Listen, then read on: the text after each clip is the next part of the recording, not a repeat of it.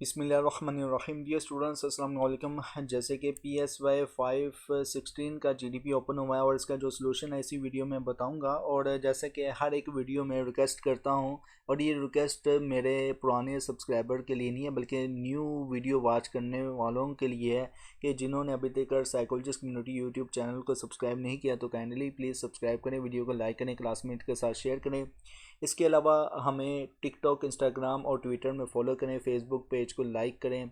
और अगर आप मॉडर्न और इस्लामिक साइकोलॉजी के हवाले से जानने में इंटरेस्टेड हैं, अगर आप जानना चाहते हैं तो inner Psychoflix YouTube channel powered by psychologist community, inner Psychoflix YouTube channel को लाजमी तौर पर सब्सक्राइब करें। इसी वीडियो के डिस्क्रिप्शन में आप सभी को आपको ना सभी प्लेटफॉर्म्स के टिकटॉक, इंस्टाग्राम और ट्विटर के और फेसबुक पेज के और इनर साइकोफ्लिक्स यूट्यूब चैनल का जो लिंक है इसी वीडियो के डिस्क्रिप्शन में आपको मिल जाएगा। और ये जो GDP का जो सोल्यूशन है आप इसी वीडियो के डिस्क्रिप्शन में आपको लिंक मिल जाएगा, आप डाउनलोड कर सकते हैं। अब जैसे कि मैं सवाल आप स्टूडेंट से डिस्कस कर लूँ इस हवाले से कि GDP में सवाल में क्या पूछा गया है। तो क्वेश्चन जो टाइटल है वो T-Test 1 के हवाले से है और इसी को लेकर GDP का क्वेश्चन बनाया गया है। तो क्वेश्चन कुछ इस तरह से पूछा गया आप स्टूडेंट से कि क्या आप इस बात से इत्तेफाक करते हैं कि सैम्पल साइज बढ़ाना हमेशा रिलायबल और सिग्निफिकेंट स्टैटिकल रिज़ल्ट हासिल करने का बेस्ट तरीका है। अपना जवाब जो है ना वो लॉजिकल रीजनिंग और एग्जांपल जो है वो वाज़ेह करें, एग्जांपल के साथ वाज़ेह करें। इंट्रोडक्शन में मैंने कुछ इस तरह से इसमें बताया है कि इसमें इंट्रोडक्शन में कुछ इस तरह से बताया कि इंक्रीजिंग सैम्पलिंग साइज काफ़ी दफ़ा ना रिसर्च के लिए फ़ायदेमंद होती है, लेकिन ये हमेशा रिलायबल और सिग्निफिकेंट स्टैटिकल रिज़ल्ट हासिल करने का बेस्ट तरीका नहीं होता।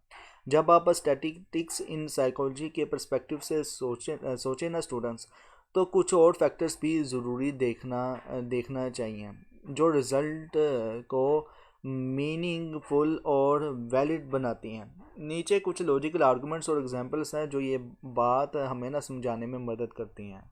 अब लॉजिकल आर्गुमेंट्स मैंने कौन कौन से दिए हैं? Quality of data over quantity है के हिसाब से है, मतलब कि डाटा की क्वालिटी का जो है वो फोकियत दी जाती है। अब इसमें कुछ इस तरह से मैंने बताया है कि सैम्पल साइज बड़ा करने का ना कोई फ़ायदा नहीं अगर डाटा की क्वालिटी अच्छी नहीं हो। मिसाल के तौर पर अगर आप बाइस्ड टूल्स या अनरिलायबल मेजरमेंट्स यूज़ कर रहे हैं तो बड़ा सैम्पल साइज इन एरर्स को ना और बड़ा कर देगा। दूसरा जो लॉजिकल आर्गुमेंट्स है रिप्रेजेंटेटिवनेस ऑफ दी सैम्पल के नाम से है, मतलब ये कि सैम्पल का रिप्रेजेंटेटिवनेस जो है वो बताया गया है लॉजिकल आर्गुमेंट्स में। अगर आपको या अगर आपका सैम्पल पॉपुलेशंस का ठीक तरह से रिप्रेजेंटेशंस नहीं कर रहे ना तो चाहे सैम्पल कितना भी बड़ा हो इसका कोई फ़ायदा नहीं है। मिसाल के तौर पर अगर डिप्रेशंस का स्टडी सिर्फ अर्बन लोगों पर की जाए या अर्बन लोगों पे की जा रही है तो रूरल एरियाज़ के लिए ये रिज़ल्ट एप्लीकेबल नहीं होगा, क्योंकि ज़ाहिर सी बात है कि ये रिप्रेजेंटेटिव जो होता है सैम्पल उसी के लिए होता है जिसके लिए हम मैयर कर रहे हैं। अगर अर्बन के लिए मैयर करें तो अर्बन पे ही इम्प्लीमेंट होगा, ना कि रूरल में। अगर रूरल में इम्प्लीमेंट हो रहा तो फिर रूरल में ही होगा, ना कि अर्बन में। ओके। डाइमिनिशिंग रिटर्न्स या डिमिनिशिंग रिटर्न्स। ओके। इसमें बताया गया है मैंने कुछ लॉजिकल आर्गुमेंट्स इस तरह से डिमिनिशिंग रिटर्न्स में कि एक पॉइंट के बाद ना सैम्पल साइज बड़ा करने से ना स्टैटिकल पावर्स में ना सिग्निफिकेंट इम्प्रूवमेंट नहीं आती है। मिसाल के तौर पर अगर आप 100 से 200 पार्टिसिपेंट्स इस्तेमाल करते हैं अपने सैंपल में तो इम्प्रूवमेंट नोटिसेबल होती है, लेकिन अगर 1000 से 2000 पर इसका असर कम हो जाता है। ओके। अब जो फोर्थ लॉजिकल आर्गुमेंट्स मैंने दिया है रिसोर्स कॉन्स्ट्रेंट्स के नाम से मैंने दिए हैं। अच्छा, इसमें मैंने कुछ इस तरह से बताया कि बड़ा सैंपल साइज़ का मतलब ज़्यादा टाइम, पैसा और रिसोर्सेज चाहिए होते हैं। हर दफ़ा ये प्रैक्टिकल नहीं होता। बेहतर डिज़ाइन या एडवांस्ड स्टैटिकल मेथड्स यूज़ करके ना छोटे सिंपल सैंपल साइज़ का साथ भी रिलायबल रिज़ल्ट हासिल किए जा सकते हैं। और मज़ीद मैंने एग्ज़ाम्पल भी दी है। अब ज़ाहिर सी बात है कि एग्ज़ाम्पल भी मांगी थी, लॉजिकल आर्गूमेंट्स और साथ में या लॉजिकल रीजनिंग और प्लस जो है वो एग्ज़ाम्पल भी मांगी की थी। तो मैंने फिर एंड पे जो है वो एग्ज़ाम्पल अटैच कर दिया एक। मिसाल में मैंने कुछ इस तरह से बताया कि मिसाल के तौर पर सोचिए कि एक स्टडी है जो एंग्जाइटी थेरेपी के इफ़ेक्टिवनेस को ना मेजर कर रही है। अगर सैंपल सिर्फ यूनिवर्सिटी स्टूडेंट्स के हैं तो ये फाइंडिंग ओल्डर अडल्ट्स या दूसरी डेमोग्राफी के लिए ना जनरलाइज नहीं होगा। सैंपल साइज बड़ा करने की बजाय ना डाइवर्स पार्टिसिपेंट्स इंक्लूड करना और रिलायबल टूल्स यूज़ करना ज़्यादा फ़ायदेमंद होगा।